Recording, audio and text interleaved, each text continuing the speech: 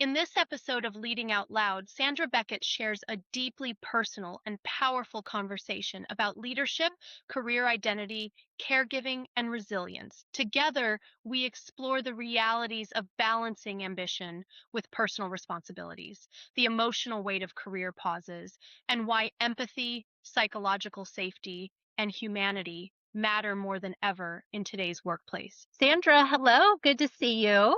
Hi. Thank you for joining. Sandra is a four-time enterprise and division chief human resource operator whose career spans Fortune 500 transformations, tech, retail, industrials, PE-backed exit, and global operations across 13 countries. I'm exhausted just saying all of your accolades, but thank you for taking a moment of time to join us. And if you don't mind, can you walk us through the moments that most shaped how you lead today, given your incredible career at this executive level? Yeah, first and foremost, thanks for having me here today. And I would say that it's been this pattern in my career, and I don't know how it started, but I have been put into these environments where it's chaos and it's broken, it's a turnaround, we're on the verge of shutting our doors. And it was like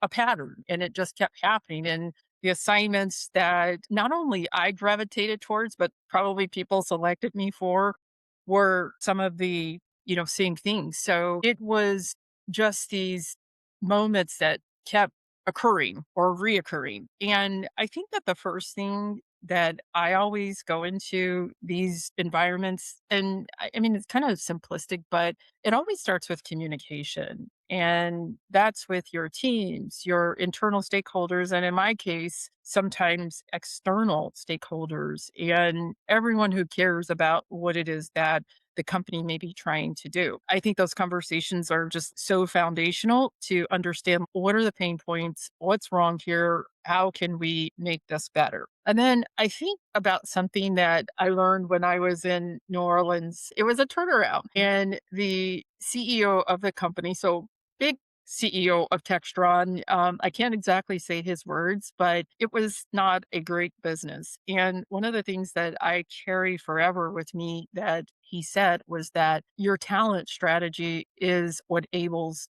your business strategy. So without the right people, you will not execute to the talent strategy. So something that I've always carried with me. Relationships, of course, are super important, again, both internally and externally. And I would say not underestimating even some of the relationships that are the more quiet ones, if you will, not as dynamic and sometimes not as passionate, that people say, oh my gosh, this person really doesn't matter. But sometimes those are the people that really do matter a lot.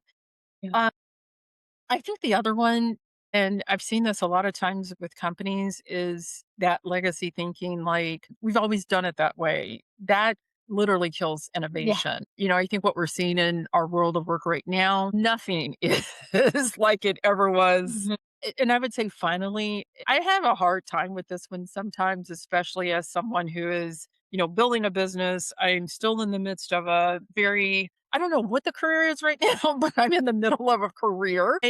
It's like not shrinking to fit in rooms because trust me, I've been told many times, you're too much, you're too opinionated, you're not enough, you don't belong, you don't fit.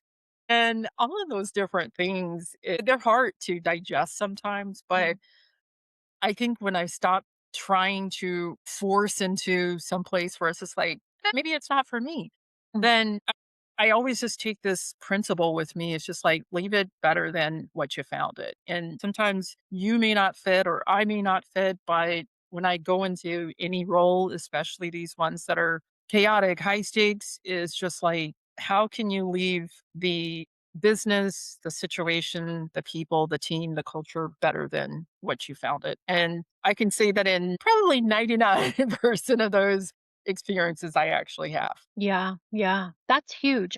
I do think it's a responsibility of the leader, right? And I've heard a few people say that, and it really resonates of how can I leave things better than when I first joined the group? And to your point too, recognizing that these roles are but a hat that you wear at a moment in time, and they don't necessarily define who you are. Sometimes you learn from them, you grow from them, you contribute, but also it's okay for you to leave. It's okay for you to outgrow a role or a company or vice versa. And it doesn't have to be ugly and it doesn't have to be negative. But I do think a lot of people are so scared of that change, right? What does the unknown look like? Yeah. Sandra, what I really enjoy about you when we connected was talking about a, I want to say it's a slightly unique shift in your career trajectory, but I think more and more people are encountering some of these things, which is why, I was excited for today's episode with you. At one point in your own career, you made the decision, the difficult decision for how accomplished you are to step away from your career to care for some family members that needed your support. Can you take us back to that moment and really how you navigated that decision? Yeah, that was not easy, and I'm not even sure, and I've shared this with you, I think the first time we talked, that I don't even know how I worked over the last, 3.5 years. Yeah. In May 2003, I lost my oldest sister very unexpectedly, and then in January 2024, I lost my second oldest sister. So very short period of time when you're grieving. And then this just comes back up again. And not to minimalize our furry friends and family members, but I lost my little dog in 2024. And while all of this is happening, especially dealing with a human loss of life, there's a lot of stuff going on at work. Work doesn't stop. And Yeah.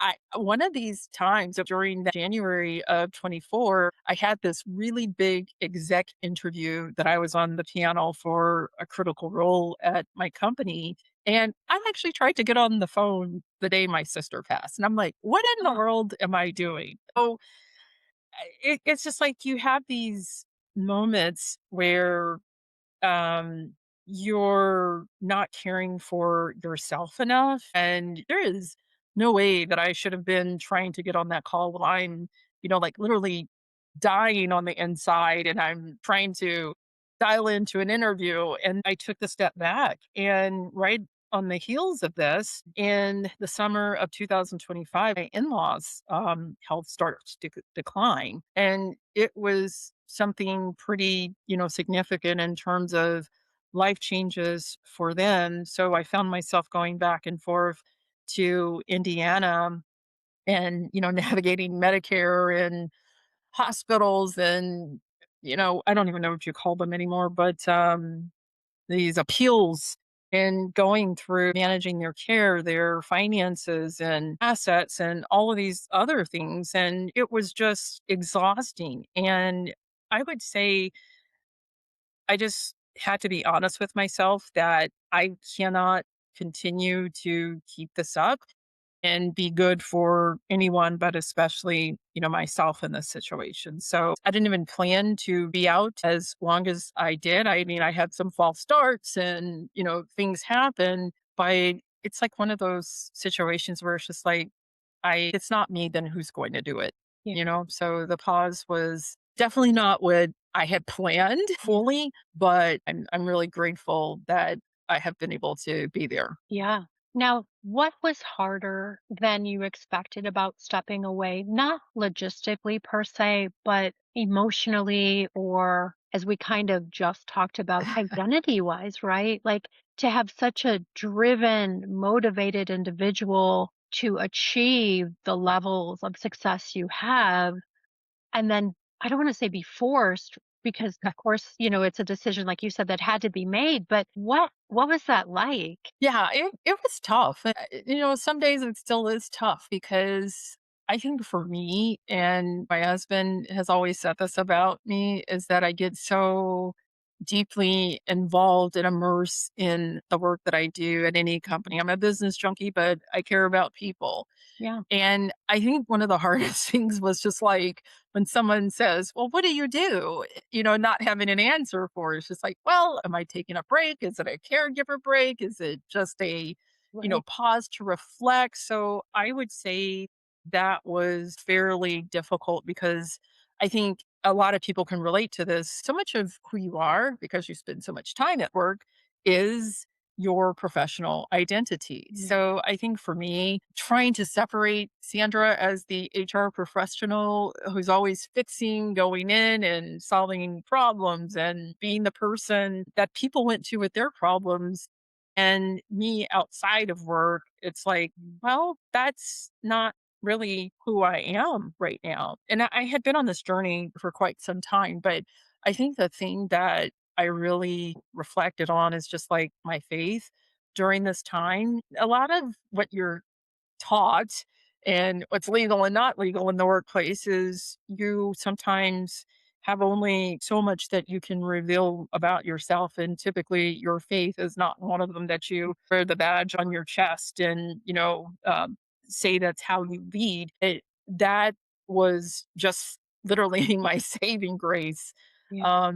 especially over this last year, in terms of making sense of some things that just no longer made sense whatsoever, whether it's, applying for a job, or why am I in Indiana in -7-degree weather? So many of those things. And, just like I said, just did not make sense, Bridget. But I think the thing that really did keep me grounded was my faith in really saying, hey, nothing is wasted. I have a feeling that someday this is going to serve a purpose. I don't know it now, but I have a feeling that it will. Yeah, of course. What did that season teach you about leadership that you couldn't have learned inside of a corporate role? Yeah, I think number one, it was patience. I am not known for being a patient person, Okay. and navigating life outside of work, you definitely, in those situations that we've had in our family, you have to have a lot of patience.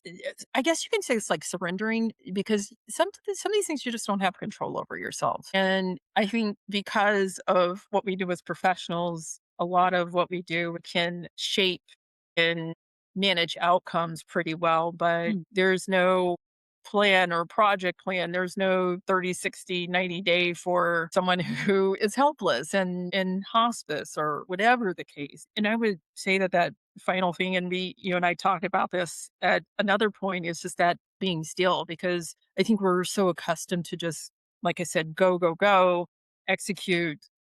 There's something always to follow up on, something to measure progress, something that is going to move the needle, if you will, at work. And you just don't have that when you're managing through one of these types of situations outside of work. I still struggle with this a little bit because my life has taken on a lot of different, paths, if you will, right now. So I think just how do I stay present? I still have a lot of demands, with family, but at the same time, it's just like, how am I present in that moment to support whatever they still need from me at this time? But also, like, I'm building a business and working on some other career related things. So just that being present is sometimes very elusive, but I think you really have to work hard at it when you have so many different competing priorities in your life. Yeah. And it's interesting because we've talked before too, and just knowing like our career histories and then some of the sacrifices that we've made in life and in career for the sake of others or other life events, right? It's almost like I would call us the type of drivers, the personnel.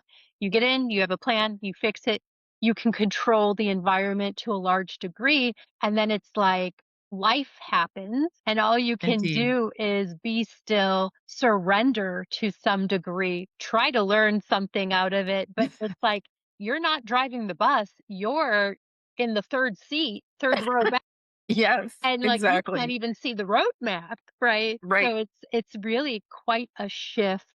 And I do think from what I know of you and what we've spoken, you've handled it remarkably well. So that is a testament to who you are as just a person.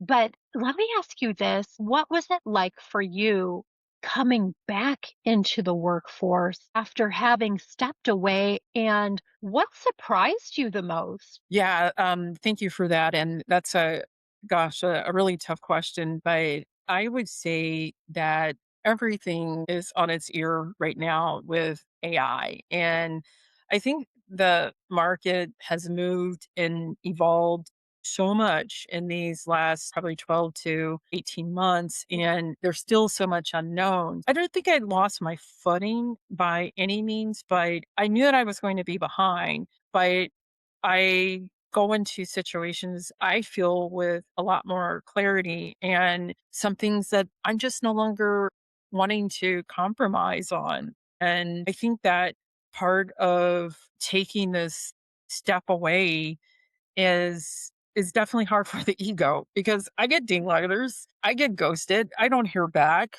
People who want say, "Oh yeah, sure, we can do business together. I'm going to follow up with you," and they're silent. You're overqualified. All these different things that everybody else in this market is hearing, and just sitting with like, okay, I hear from recruiters, it's like, wow, your background intrigues me, or you've got great skills. It's like, well, what am I missing here that Yes. I'm having a tough time getting back into where I think that I should be. But Yeah. I don't think that humility and confidence are enemies. I think that they coexist. Sometimes the best thing that you can do for yourself is just really keep going when, as you mentioned, there's no way you can't even see the road and you're sitting way in the back of the bus or whatever the case. But I That's think, right. yeah, I think the other thing is that you mentioned a word that one of my mentors used. It's like you outgrow a version of yourself and you come back with this, and not to say you have to pause to do that, but whatever exercise you go through to achieve some of that clarity and self-awareness and intentionality, and the market is still measuring you on what you did in the past or your last role, and like what are you going to do for us in the future. So I think it's just that I have to keep my faith at the forefront and just Yeah. keep telling myself this isn't failure. I know everybody's overusing it's redirection, it's not rejection, but some days are definitely tougher. But Yeah. all I can do is just like keep moving forward and don't give up. I think that's the most important thing at this point. Yes, I agree. And you triggered me a couple times with some of what you shared. So I have to go in on that a little more because, like, obviously, I'm on LinkedIn a lot. I talk to a lot of people and we share experiences. And I don't understand why some companies will like post a position and you see there's like thousands of people that are clicking on it or submitting these resumes, right? And then it's like a week will go by, they take it down, they remove it completely, and then they post it again. And you're like, okay, you're telling me out of like 3,000 people, nobody was an appropriate candidate. I don't get it, Sandra.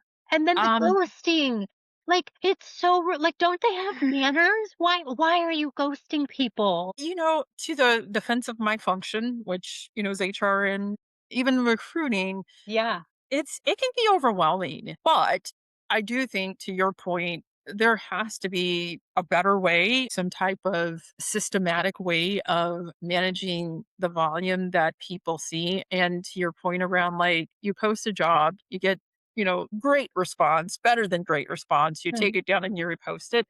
Maybe there are some practices within their Right. TA team or the recruiting team or HR function that need to be looked at. It's bad enough that people are really striving in this market. Yeah. There's a lot of professionals in the market right now, but don't make this any more difficult than you have to. Simplify Right. how you do things, whether it's using AI, your old brick and mortar sourcing, whatever the case, but do not overcomplicate this. Yeah. Well, I'm going to start tagging you on all these posts. I'm going to start saying, you need to go talk to her to figure out your process with your experience. Has your leadership style changed at all? And if so, how? Yeah, as I mentioned earlier, patience has never been like one of my strongest virtues, unfortunately, but I've learned to be slower to react and definitely faster to listen. Probably just take that in the context of, purely outside of work. There's always going to be something else. And they have always had this sense of urgency, and that's just the way business operates. And if you're at a PE-backed company, it's just like, speed over perfection, or has been some of the things that companies do teach, but you're always moving and always trying to stay ahead of the problems. And I think that serves you well in a lot of different environments, but, also meant sometimes solving problems that people just were not ready to solve. Like, I tend to immerse pretty quickly, be able to identify issues pretty quickly and say, hey, this is what I'm thinking. And sometimes now it's like, I've got to sit with some discomfort and be able to sometimes bring people along as opposed to making this assumption that everybody definitely wants to move fast. And Mhm. I think the other thing for me is also just this psychological safety, as we just mentioned. There are so many uncertainties in the world of work right now, and how do companies help their employees through that? It's not just the people who may be leaving or exiting from their jobs, but for the people who are still there, that reassurance that they sometimes need. Nobody can ever guarantee anything by any means, but having that opportunity just to say, hey, it's tough. It's going to be all right though. And I think that you have to model that from the top. If your leader gets up and says, oh, we're all doomed.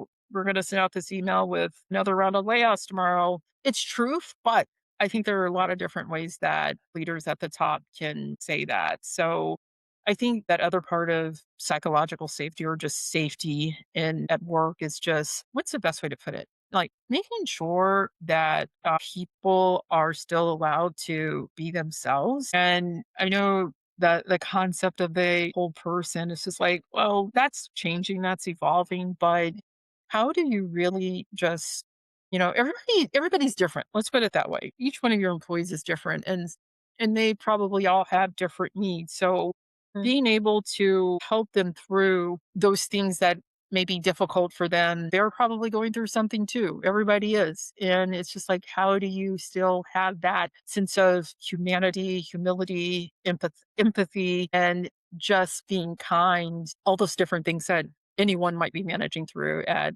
any time. I know that was just like a mouthful, but it just makes my Yeah. mind go in a lot of different directions when I think about, just like, I was there once, but now I'm, very different. I'm patient, listening a lot more than I have ever in my life. And I think it's a great point because, like, as you were talking, I was thinking through my own journey too, right? And Mhm. I think the workforce has changed. And I think that constantly happens. And we're just part of this change. And we're in positions where maybe it's more obvious to us or we're recognizing it. As you've said, everybody's different. What motivates people is different. Even if you work for the same company, what is important to people is different, meaning, some is like, it's all about the paycheck. Others, it's all about balance.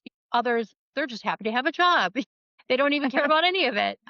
Right. And so I think as a leader or an organization, it is important to have your finger on the pulse and recognize these are not clones. These are unique beings. There are things that happen outside of work. Work is not the only piece of their life. And yes, there's the balance. We can't overcompensate and accommodate everyone on everything. But I would say we also have to be willing to give people grace. I Yes. think you talk about psychological safety to be a space where a worker can also be a human being Yeah. and they don't have to be on their A game every day. That as a leader, we are willing to seek to understand, to ask the questions. And yes, maybe we can't always make accommodations for everyone, but we can allow grace for Yes. individuals. And that can go a very long way with a person who's struggling with something that they're carrying with them every day that we don't even know about, right? Yeah. Very true. Very true. In your opinion, what, if anything, do leaders consistently get wrong? when it comes to supporting employees through life transition? Yeah, so, being on that side of the HR table, I think first and foremost, it's always going to be a process. But hey, I want you to go see HR, and HR sends you to the EAP, and the EAP does their things behind the scenes. And sometimes the person gets lost in that process. Honestly, because of the legality of some things when you're, managing and leading people in an organization, I just think that leaders sometimes don't even know how to navigate these conversations Yeah. because they're afraid of saying the wrong things or saying something that crosses the legal line and Sure. making it worse. So I think that it may paralyze people who actually want to help but don't know how. And then as the employee, as I've experienced, sometimes you're just as cautious, and sometimes you just want, as we were saying, you just want a little grace sometimes, and you don't want to be perceived as this burden to your team or a liability to the company. And there's of course laws that protect employees in so many of these family instances that they need be navigating, or a lot of different things. But I think that we tend to just, what's the best way to put it, I think we just tend to like compartmentalize and just try to box everyone into a situation or the policy. But sometimes what people honestly need is just someone to say, hey, I'm here for you. Tell me what's going on. How can I help you? And instead of just like smiling and carrying all of this stuff inside of you that you don't want to overshare at work, but at the same time, you need that empathy and sometimes direction to really understand, like, how do I even navigate this? And what happens these cases, sometimes it's just, I'm never going to say that the employee gets dismissed, but sometimes there may be this perception that Mhm. a person is getting dismissed. It could be their own medical condition. It could be that of a loved one or a family member, or, even a pet sometimes. I mean, Yeah. it's just like all sorts of things. And, people just sometimes need to hear from their leaders, just like, I got you. I Yeah. understand you. We'll figure this out together, and inviting your business partner to the table in some of those conversations to help you navigate and support you. I mean, those things don't cost anything, and they mean a lot to people just sometimes to say, to hear from their leader, from their people teams, like, I hear you. We're going to figure this out, and not really making it this bureaucratic process Yeah. around sending them into EAP and, "Hey, get better." And so we just really need to have leaders prepared to have those conversations with the support of the people or HR team really helping to navigate this for both the leader and the employee. You said this early on that you have always been somebody that, yes, it's part of your role, but I think just it's naturally who you are. You focus on the people. Mhm. Right. And what you've just described is just that. And I do agree. I think some leaders, even those who are a little more novice, are afraid of saying the wrong Mm. thing, doing the wrong thing. And Yes. so as a result, they do nothing. But what happens is the people you're there to support feel like they're just a number or they're just a Yes. checkbox on your list of to dos versus like just be a human, relate to this human, and it can go such a long way, just the fact that you see them, if you Yeah, yeah, absolutely. And it doesn't have to be anything touchy feely Mhm. complex or uh, out of your character, but figure out a way to show that person or that team member, that employee, that you really do care about what's Yeah. happening with them. Yeah. Yeah. One thing I used to tell newer managers because I would mentor people a Hmm. lot, and I feel like a lot of people struggle with that. And I would say for me, when I was more of a novice manager, the way I would look at it is how would I want somebody to treat my son if he were Yes. their employee? And so that's how I would try to behave towards others. And it helped reframe for me and probably make me a more compassionate and empathetic leader because I thought, your baby's in the hands of someone else.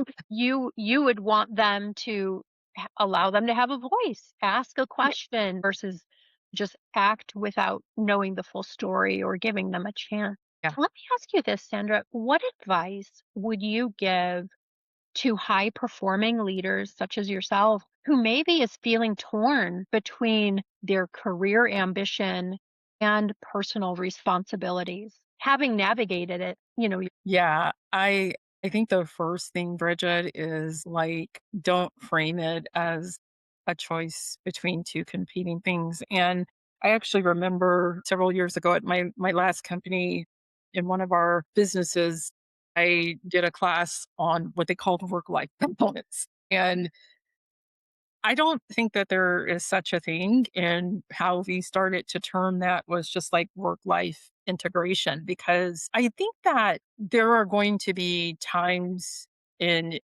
someone's lives, whether you have a family, you have children or parents or whatever that may be going on outside of work, is that it's not that you're making a choice between what you love to do for your work and who you love, but it looks different in different seasons, because what I've experienced is that over my career, just like you, have a young son in my life, a young man at this point, that I may have missed some moments that I will never get back. There are times when work is going to be the utmost priority. It doesn't mean that you stop loving and caring about your life outside of work. And, hopefully people have built those relationships and those conversations within their family structure to really say, hey, I haven't forgotten about you, but I've got this burning platform or whatever at work. And I think it's like, how do you move fluidly and dynamically yeah, between work and life outside of work? I just don't think that there's this way to not have those interruptions there. And I can't say that I can call them interruptions. That's just life. And they are part of who you bring into that organization as a leader. It's hard. And whether you have, like I said, young children or parents or whomever else in your family structure, i- it's not about the person who is always sacrificing for the job. Because I remember, one of my old colleagues and I used to joke, it's just like your gravestone is not going to say dedicated employee. It's right. going to say loving parent, sister, brother, whatever. But you really have to make sure that, again, there's this integration and not just fully always 100% giving everything to that job, because sometimes it just doesn't love you back. And I think there's a way to honor both sides of your life if you are a working adult, and making sure that it's not about perfection either at home or at work. It's just like, am I there? Am I present? Am I doing this with intention, with all of these competing priorities of my work life integration? And I don't necessarily see it as a weakness that sometimes you have to say no at work because there is something more important Yeah. happening at home or outside of work. Yeah, I love that. And I love that you said it kind of doesn't exist, that quote unquote balance. It really is more of an integration because that is an argument I have consistently made. I actually call it more of a perception Yes. because it's ebb and flow. It's never going to be 50-50. And I think people have to let go of this rigid perspective of what quote unquote balance. It's not that scale. It's not that tipping scale. There will be days and weeks where you feel like you have the time to participate in other areas of your life. And there will be periods of time where you feel like you are focused on work, and that is life in and of itself. And to your point, there are going to be those days where you say, this is more important. So I am closing the laptop at 5, and I am not going to have mom guilt or parent guilt for that matter, and that is okay because I am choosing to be present. And I think it's being that advocate for Mhm. yourself, I would say, and not having the guilt in doing that, that you are entitled to that. And if anything, that is the protective element we need to be focused on. And it's quite honestly not your employer's job to make sure you have that balance. It's your job as being your own advocate to kind of create those boundaries and be okay with that. Yeah, you're absolutely right. And sometimes, unfortunately, Bridget, that thinking is not pervasive across an organization. Sometimes it could be quite the opposite, where people, leaders, companies may reward people. It's like, oh, you worked hard, as they call it. You worked a lot of overtime, or that person's doing so much. And it's like, those behaviors from a company have to stop, So Yes, they have to make it okay yes. for their team member, their leader to close that laptop at 5 o'clock. Yes, or can I just say this and then we'll move on? Yeah. PTO, if you are on PTO, you are on PTO. So I have had a number of teams and I get it because like I want to take a peek to and make Oh, sure yeah.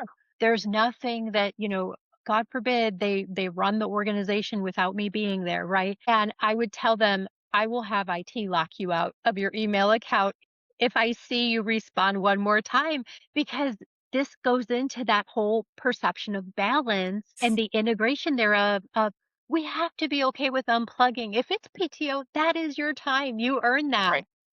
That's Don't right. take a meeting. Don't check an Yeah. email. It's tough, though. It's I tough. know.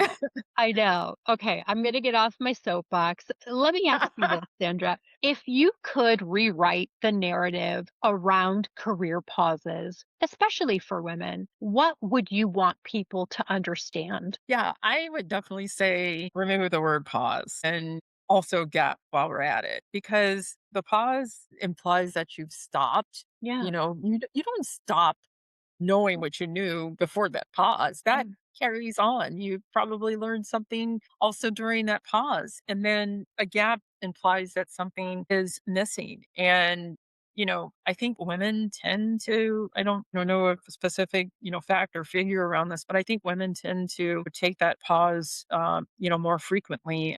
I mhm. just met someone who had ramped off to take care of her children at one point. And so, um, it's really about like how do you, think about that pause. And I mean, it's kind of like during COVID and what happened during that period in the world of work and what's happening right now. It's just commonplace these days for people to have a gap, or you Yeah. have this break on your resume for whatever reason. And hopefully, people are learning during that time, whether it's perspective or resilience or emotional intelligence, and being able to take something away from that they would not have otherwise learned when they are doing their regular 9 to 5 job. And I think, as I mentioned before, is that I've lived it. I'm not going to say I'm done with that part of my life of the caregiving, because it's going to be, an ongoing thing. And so I feel that, I am definitely bringing more clarity. Mm, I'm more grounded and, more intentional, and definitely more patient, and, better listener, than I have ever been in my entire career. And I think that's an asset. And mm, then I saw a post actually today around, it was a recruiter saying, like, why do companies continue to, you almost penalize people regardless of the reason for that gap. And I had another person just to say, own it. You lived it. Don't be sorry for it. Don't apologize for it. But really just continuously focusing on it as it's just a point in time. It's data. yeah, It's a person who has been in the world of work. They're extremely capable, mm, and that pause should not be seen as a problem. It's really like, how do companies, or how should companies think about it as, an asset? It can be valuable in some cases. And I think until we really change the lens and how we look at these breaks for whatever reason that a professional may have in their life, you're never going to find the right person. It goes back to, it's just like, how can you post a job and thousands of people applying? You can't find just one person who is 85, 95, 110% qualified to do that job. So I yeah, think until, companies really understand, like, what am I really looking for? How do I find the best talent regardless of if they've paused or not, or taken a break?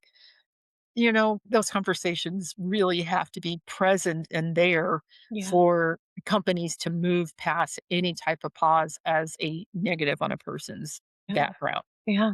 I agree. Okay, last question. I love this conversation, by the way. What does quote unquote success mean to you now versus maybe earlier in your career, what it would have meant to you then? Yeah, so, wow, that's a tough question, and I think for me is, I can always talk about the former before I talk about, what's happening right now. Mhm, I think always in my career, as I mentioned, that success has been about, achieving metrics, saving money. The higher you go, in your career, it's, where you're going or that's what you choose, definitely, the stakes are higher. It means that you're producing more. The environments are going to be more complex. And I'm really proud of all of those things, and they still matter a lot to me. And I think for me, it's just like, who am I right now? How am I different? And it's about, can I look at the people that I've led, the businesses that I have positively impact, and, the choices that I've made even outside of work? Can I feel confident and comfortable in sharing with my kids and about like, hey, that was me.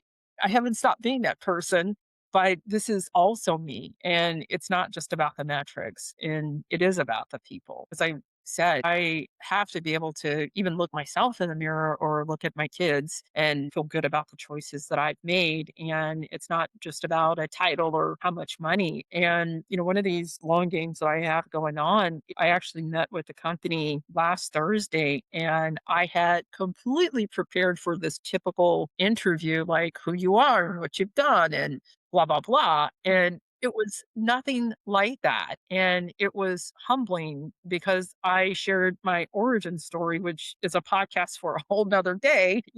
I would say that this has just really helped me to see through this, different lens, and mhm, going into environments that are broken, are they healthier now? Then that's a good chapter. And if I uh, have invested in people, or they've been able to see things differently because of the way I supported them as a leader, that's good. And, my kids, can I look back and say that I have loved them and made them proud and made them feel seen? And those are all good chapters. And so mm, I think that I used to think about success only, like I said, in terms of my job and what I was able to accomplish. But it's something, that I could put on a resume. But now it's something that I hope that I can feel really deep down in my heart because of my mhm. faith as I look back on those chapters in my life. Yeah, that's beautiful. I love that, Sandra. Well, thank you so much for your conversation with me today. You are an amazing human being. I'm glad to know you. So,